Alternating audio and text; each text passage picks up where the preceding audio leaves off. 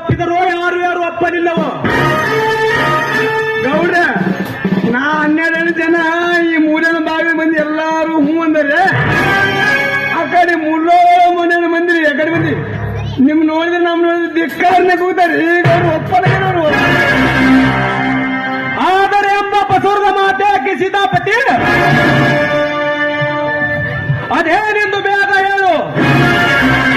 ಈ ಅಡ್ಡಿಗೆ ಕಾರಣರಾದವರ ತಲೆಯನ್ನೇ ತಗ್ಗಿಸಿ ಬಿಡುತ್ತೇನೆ. ಮಂತ್ರಿಗಳೇ ಅವನ